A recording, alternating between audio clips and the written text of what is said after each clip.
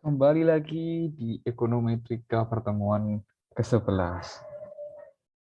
Kita sudah sampai di pertemuan ke-11 ya teman-teman, dan pada saat video ini direcord, kita sudah memasuki hari libur Nataru. Jadi selamat berlibur, tapi jangan lupa untuk selalu belajar, terutama kalau masih ada yang ketinggalan ya. Oke, di materi kali ini kita akan membahas regresi berganda. Nah, ini materinya agak banyak, tapi sebenarnya cukup mudah untuk dipahami tentunya. Oke, jadi ini materinya dari Pak Mulyana ya, pengajar di PKN STAN yang disandur dari buku kita. Baik, ini ada pokok bahasanya ada 7, ini agak banyak ya, jadi nanti mohon maaf kalau durasi videonya agak panjang-panjang. Tapi aku usahakan pendek deh. Nah, yang pertama ada model regresi berganda, terus kemudian metode kuadrat terkecil. Ini nanti cuma membahas teori aja. Kemudian ada koefisien determinasi. Ini tambahan dari yang materi minggu lalu ya. Kemudian ada asumsi model. Asumsi model ini nanti berhubungan sama yang persamaan regresi untuk menaksir prediksi. 4 dan 6 ini berkaitan nantinya. Kemudian ada uji signifikansi. Ini seperti yang biasa kita lakukan di sebelum UTS, cuman yang kali ini pakai 2 variabel. Kemudian ada variabel independen kategorik. Ini yang variabelnya berupa huruf nanti. Mungkin cukup segitu ya video ini. Ya, oke. Kita masuk ke yang pertama. Ini ada model regresi berganda. Nah, di sini pengertiannya, analisis regresi berganda adalah studi tentang bagaimana variabel dependen Y terkait dengan 2 atau lebih variabel independen. Variabel dependen itu yang dia dipengaruhi, kemudian yang independen itu yang tidak dipengaruhi. Misal, ada contoh yang paling mudah ya, nilai SKD kita dan juga nilai IPK kita itu akan mempengaruhi penempatan kita.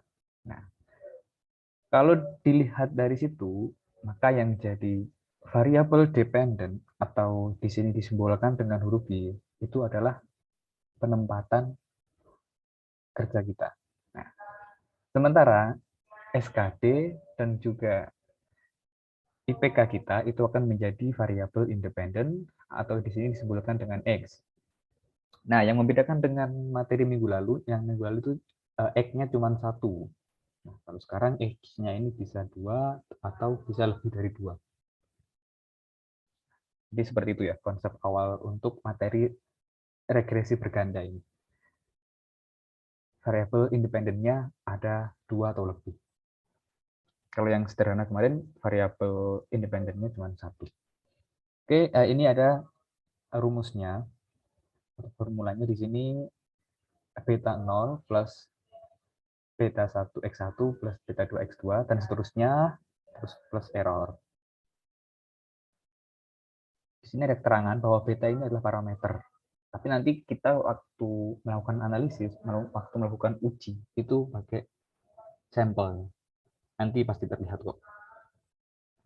Ini masih berkaitan juga dengan rumus yang kemarin, yang Y sama dengan MX plus C, atau dibalik juga boleh. Y sama dengan C plus MX.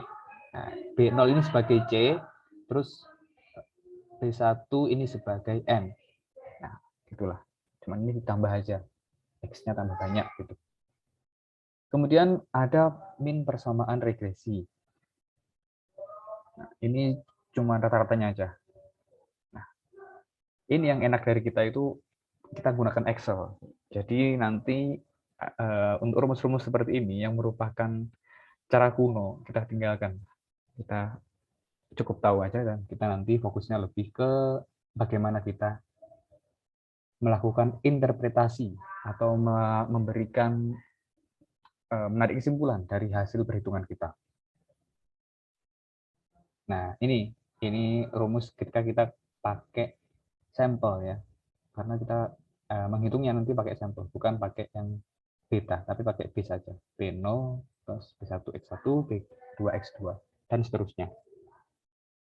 Nih, jadi kenapa kok dia pakai sampel? Ya, kalau pakai populasinya banyak itu kebanyakan ya. Jadi kita pakai sampel yang mencerminkan karakteristik dari populasi. Ya, sesuai dengan materi kita yang dulu awal-awal. Kalian masih ingat. Nah, selanjutnya ada metode kuadrat terkecil. Nah, ini jadi kayak proses taksirannya ya, atau langkah-langkah kita nanti pas mengerjakan itu ada sampel data, kemudian kita masukkan ke formulanya, terus dilakukan estimate, bagaimana ininya, ada pengaruhnya atau tidak gitu, atau pengaruhnya signifikan atau tidak gitu. Oke. Kemudian di sini ada metode kuadrat terkecil. Ini rumusnya lah. Rumusnya pakai sigma y min y kap i kuadrat. Ini silakan kalau mau dihafalkan ya. Mungkin nanti cuma keluar di pilotkan barangkali yang menanyakan rumus. Kalau perhitungannya serius, ini semuanya sudah bisa dengan satu kali klik di Excel. Nah, ini bahkan ada keterangan nih di sini. Aku warnain deh. Highlight ya. Penekanan pembelajaran ini pada bagaimana mengintegrasikan output daripada perhitungan regresi. Jadi ya fokus kita itu di interpretasinya, bukan di perhitungannya. Mungkin kalau anak statis dia mempelajari hitung-hitungan ini. Cuman kalau kita fokusnya ke interpretasinya, ke menyediakan datanya lah. Ini pakai matriks aljabar. Oke, aku lanjutin dulu ya. Nah, di sini ada contoh soal dan juga ada penjelasan Excel-nya di bawahnya ini. Tapi daripada kita melihat ini, kita sambil bandingkan aja dengan kita kerjakan ini di Excel. Oke, kita akan kerjakan bersama-sama soal ini, contoh soal ini. Dan penjelasannya yang sangat panjang. Oke, contoh soal regresi berganda operasional ini menaksir total waktu perjalanan dari setiap supir.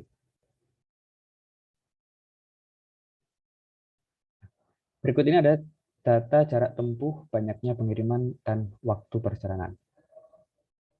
Oke, ini aku udah buat di Excel ya. Jadi kita langsung beralih aja ke Excel-nya. Oke, bentar. Oke, kita beralih ke Excel. Nah, jadi ini tabel yang tadi. Di sini ada jarak tempuh, kemudian ada jumlah barang yang diantar, dan waktu pengiriman. Ini dalam satuan jam ya. Nah, ini pertama-tama kita harus memasukkannya atau membuat tabelnya seperti ini ya. Tapi kalau di soal biasanya sudah terbentuk sih tabelnya. Tinggal kita menentukan yaitu X1-nya yang mana, X2-nya yang mana, terus Y-nya yang mana. Kalau untuk X1 dan X2 ini tidak ada masalah kalau misalkan mau ditukar-tukar. Cuman kalau untuk yang Y ini kita harus tahu yang mana yang merupakan variabel dependen atau variabel yang dipengaruhi. Di sini kan sudah jelas kalau di logika ya, jarak tempuh dan juga jumlah pengiriman, banyaknya pengiriman itu akan mempengaruhi lamanya waktu pengiriman. Itulah istilahnya. Jadi di sini mungkin klaimnya ya, itu atau ini hipotesis saja. Hipotesis dia itu jarak tempuhnya dan juga jumlah pengiriman, jumlah barang yang dikirim itu mempengaruhi travel time atau waktu pengiriman.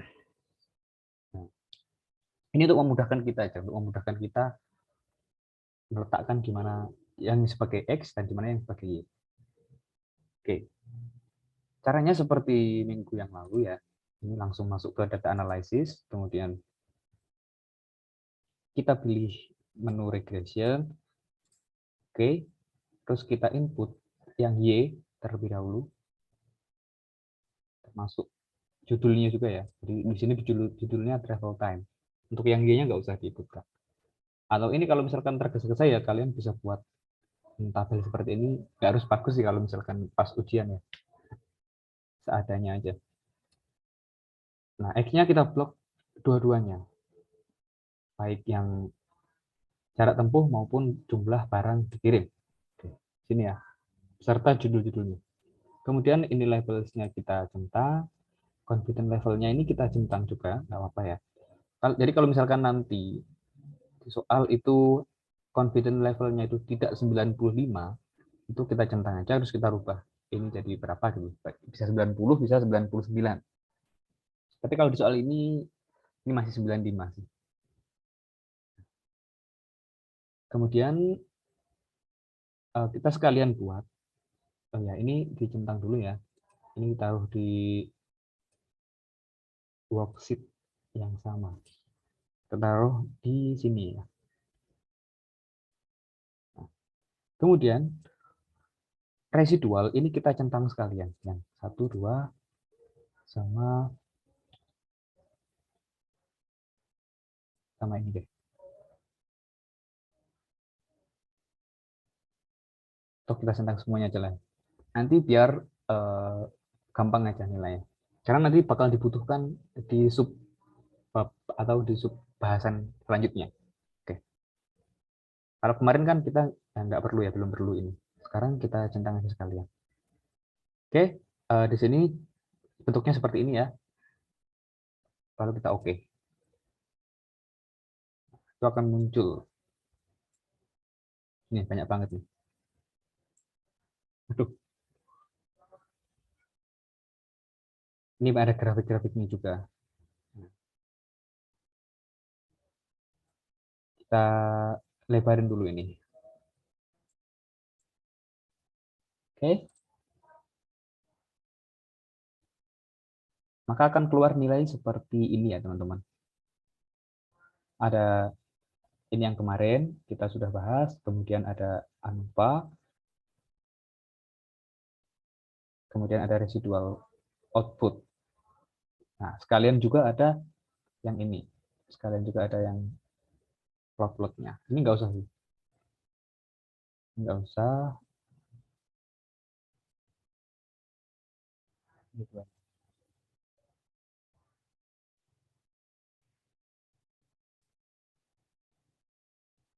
Oke, jadi seperti ini.